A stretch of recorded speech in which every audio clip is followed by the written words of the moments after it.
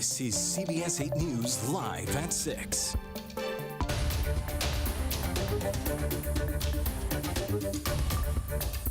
We begin tonight with breaking news. Health officials say they've identified another probable case of monkeypox here in San Diego. Good evening. Happy Friday. I'm Marcella Lee. I'm Carlo Cicchetto. That means there are at least 3 suspected cases in our region tonight. The other 2 were first reported Wednesday. We're still waiting on confirmation from the CDC. County Health says this third case has no connection to the first 2. The 3 cases do have one thing in common, though. Each person had recently traveled internationally. County health officials say all 3 people are doing well and are managing their symptoms in home isolation.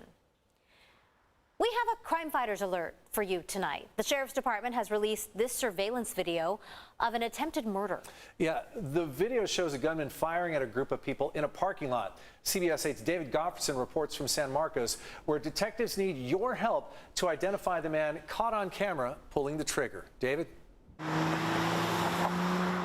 The shooting happened more than a month ago on Sunday, May 1st at 1 in the morning behind 49er Bar and Grill on West Mission Avenue in San Marcos. Here's the gunman. Surveillance video shows him walk up to a group of people and get into a verbal altercation. He then turns around and walks towards an alley. The people he was arguing with walk back to the rear of the bar. That's when the man pulls out a gun and fires 2 shots in the direction of the people near the bar. A different camera shows the gunman casually walking away behind a car wash next door. Then, all of a sudden, one of the men runs back towards the gunman and throws an object at him, possibly a beer can. You can see the object bouncing down the alley. That's when the gunman turns around and fires 2 more shots in the direction of the man who threw the object. Fortunately, no one was hit and nobody was hurt.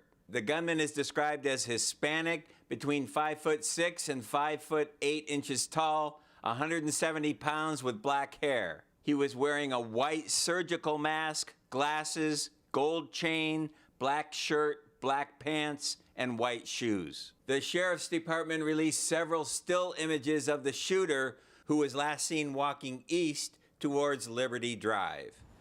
Now, if you happen to recognize the gunman in that video, San Diego Crime Stoppers is offering a reward for information that leads to his arrest. And also a safety warning here. If you come across a guy in an alley who's firing a gun at you, it's probably not a good idea to throw a beer can at him. We all know who's going to win that battle. In San Marcos, David Goffredson, CBS 8. Thanks, David. A man who led police on a chase in Oceanside is dead tonight. It started with a call about a suspicious person near the pool at an apartment complex near Rancho Buena Vista High School.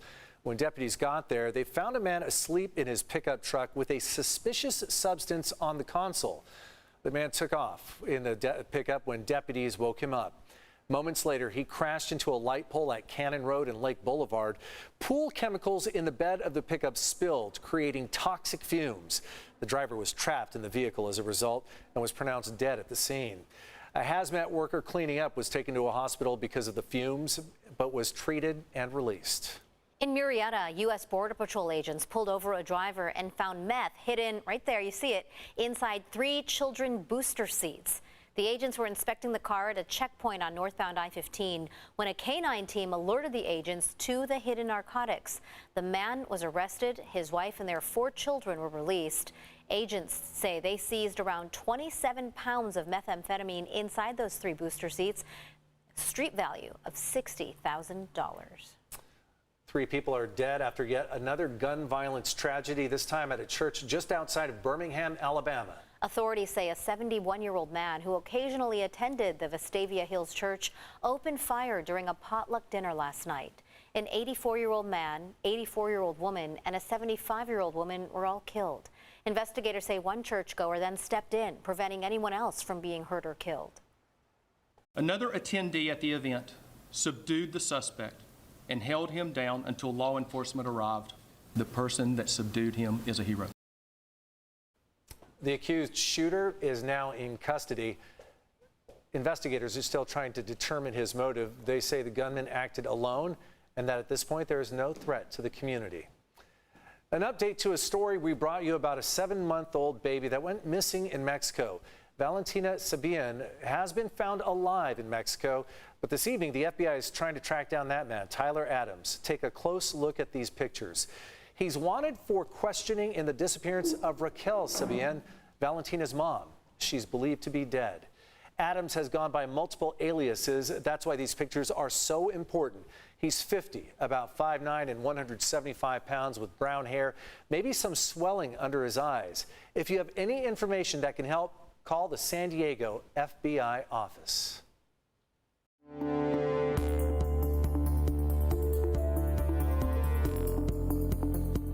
Parents who want to vaccinate their young kids against COVID-19 are one step closer to being able to do it. Today, the Food and Drug Administration officially issued an emergency use authorization for both the Moderna and Pfizer vaccines for children under the age of 5.